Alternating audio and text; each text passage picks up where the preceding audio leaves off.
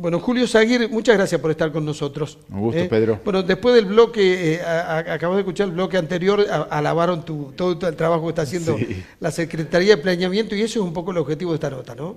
Secretaría de Planeamiento está trabajando en todo lo que son los indicadores sociales de la provincia. Yo decía al principio del programa que los indicadores sociales de la provincia es el acto de profesionalismo que tiene el Estado, que no debe improvisar. Así es, y para poder planificar, para poder organizar, para poder pensar el futuro, uno tiene que conocer la realidad. Y los indicadores socioeconómicos que ustedes elaboran demuestran que se conoce la realidad. Efectivamente, mira, esto es un trabajo que se viene haciendo con mucha consistencia desde el inicio de la gestión del doctor Mansur. Él, uno de los lineamientos, digamos, que estableció fue la organización de las estadísticas en la provincia. A raíz de eso se conformó el Sistema Estadístico Provincial, que hoy tiene cerca de 400 indicadores, Pedro, y no provenientes de la Dirección de Estadística, sino de todos los distintos ministerios, y no solo ministerios, ya te voy a contar enseguida, del Estado. Comenzamos esta tarea diciendo, a ver, todos los datos que con mucho rigor se producen en el Estado, los organicemos en un solo espacio, y la Dirección de Estadística tiene una tarea de monitoreo, control, ¿no es cierto?, con sus capacidades técnicas. Esto hoy está abierto al público, esto hoy está abierto no solo para las otras áreas del Estado, está abierto para el periodismo, está abierto para la universidad, ¿no es cierto? Yo soy uno de los grandes consumidores de todo. Bueno, esto no es menor, esto no es menor porque, porque marca, digamos, una actitud, una impronta.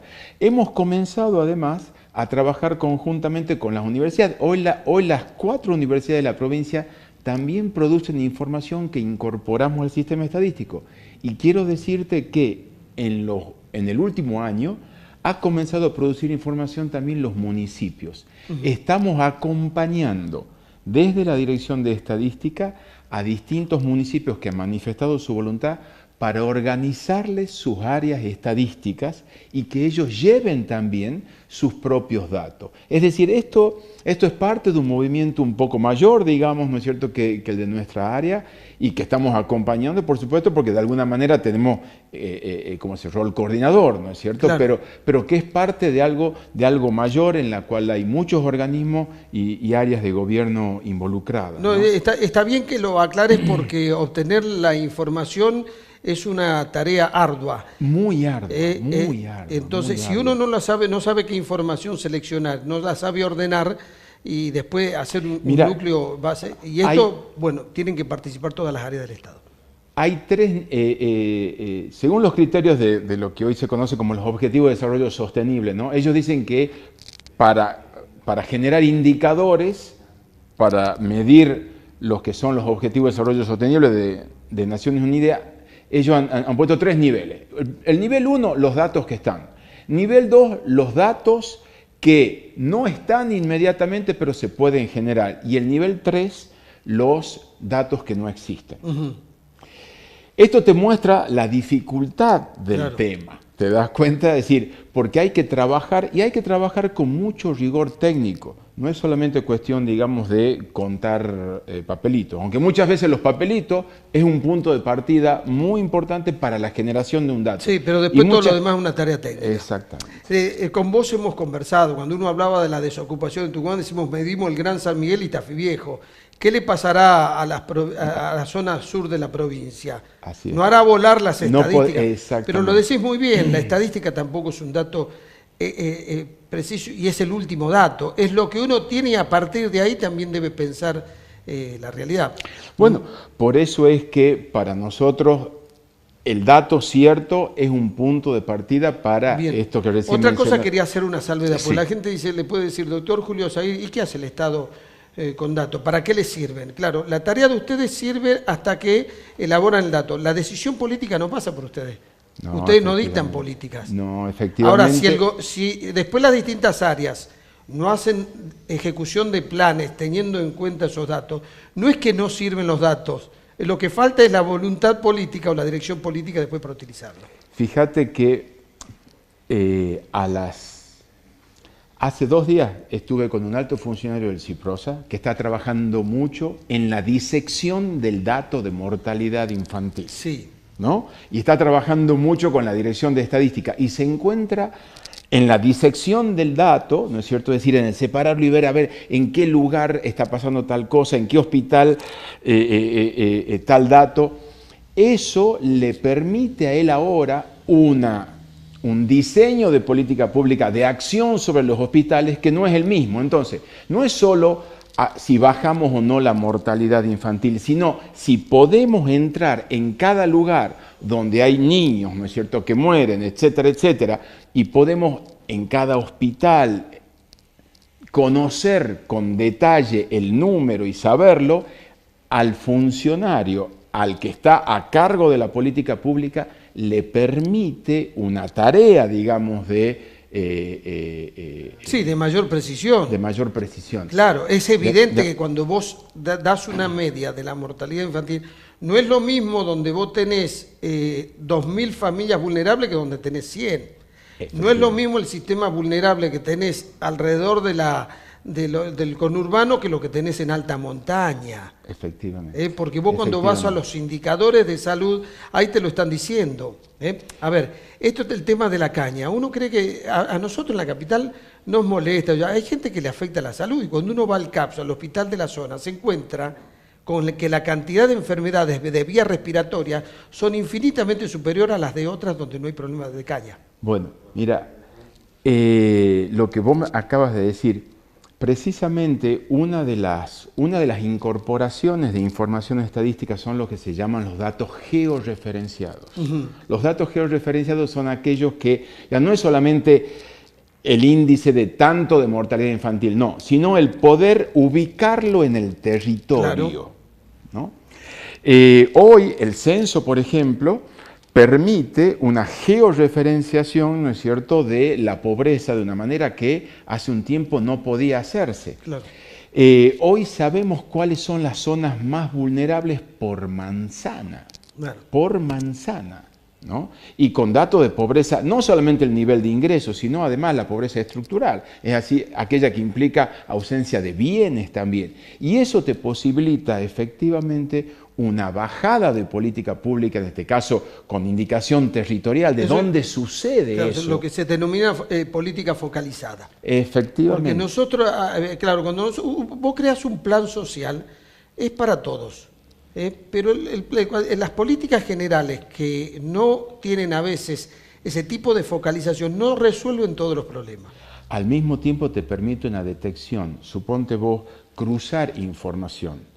Delitos, claro. Accidentes, en qué lugar sucede, por lo tanto, con qué tiene vinculación. ¿Tiene vinculación con alguna cuestión demográfica? ¿Tiene alguna vinculación con una cuestión socioeconómica? Claro. No, claro, de la radiografía perfecta. Me pareció muy interesante que la provincia pueda elaborar su propio índice de inflación. Sí. ¿Por qué? Porque esto le demuestra que en la Argentina la inflación es diferente en distintas provincias. Además, ¿sabés qué demuestra cuál es el comportamiento de los agentes económicos? Efectivamente. Porque la inflación no es una cuestión monetaria, también ¿qué hacemos? En el qué hacemos es decir, a ver, vivimos en Tucumán con agentes económicos que remarcan por encima de lo que remarcan otros agentes económicos del país. Y esto nos permite, o sea, tener una visión más clara de qué tipo de provincia y el Estado saber lo que debe hacer, ¿no? Efectivamente, esta fue de alguna manera la intuición del gobernador de la provincia. Él fue quien solicitó en su mensaje a la legislatura al inicio de este año recuperar el índice de precio al consumidor que había sido suspendido en el 2008, digamos, ¿no?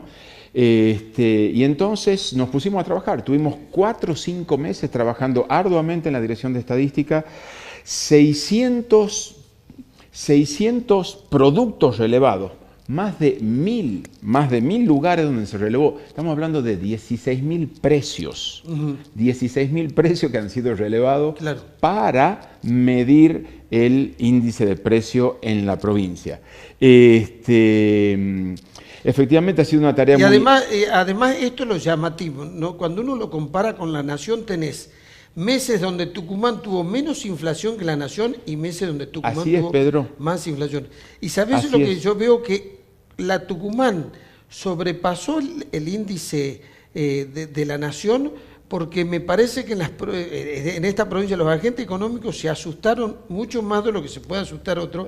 Por eso, a ver, el tema de qué pasó. Eso por un lado. Y por otra parte, porque también, y vos lo sabés, hay cuestiones estructurales, el transporte, la distancia, ¿no es cierto?, que inciden sobre algunos precios de una manera diferente, ¿no? En lo que supimos llamar la capital, ¿no es cierto?, y en el interior. Entonces, hoy lo que nos muestra el índice es eso, como bien has dicho, una diferencia que nos tiene que ayudar a entender, ¿no es cierto?, esta diferencia estructural que hace mucho tiempo y de muchas maneras deseamos, digamos, poder La otra bajar. cosa que me fascinó fue la canasta básica. Sí. Que hayamos podido elaborar una canasta básica para saber a partir de cuándo un hombre está en la pobreza, midiendo solo ingresos, ¿no? Midiendo solo ingresos, que es un criterio de medición. Sí, pero es un criterio necesario. Es Hay que punto saber de partida. cuánto cuesta alimentarse a una familia. Efectivamente. Esto, como vos sabes, se pudo hacer, porque tenemos el índice de precio al consumidor. Claro. Es decir, sin el índice inflacionario, ¿no es cierto?, no hubiéramos hubiesen podido tener la canasta básica alimentaria, que es la que nos permite hoy haber determinado. Esto fue una tarea, es muy interesante, fue una tarea realizada conjuntamente con el CIPROSA. O sea, a partir también de encuestas existentes, donde se midió la tendencia de consumo de los hogares de la provincia, en conjunto con el CIPROSA, determinamos, los especialistas en nutrición del CIPROSA, determinaron cuáles eran esos productos básicos alimentarios del tucumano y en qué cantidad, ¿no es cierto?, debían ingerirse para poder hablar de una canasta mínima, mínima de alimentos. Entonces, cuando tuvimos esos 60 productos, pudimos vincularlo con el precio. Claro. Entonces, de ahí surgió la canasta básica que nos da por cada individuo cuál es el consumo mínimo mensual. Y fíjate qué interesante, Pedro, vinculándolo con esto que vos decías de la diferencia de precio. En este caso, nos dio un número menor que el índice de indigencia de la Nación. En 3.000 pesos, ¿no?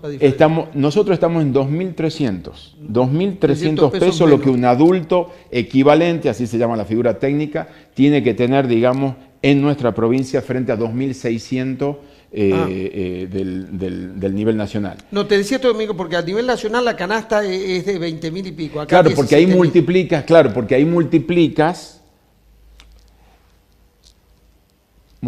por la cantidad de miembros de la familia. ¿Ok? Bien. O sea, lo que yo te estoy dando es el adulto equivalente, es la unidad igual a 1. Bien. Luego se multiplica.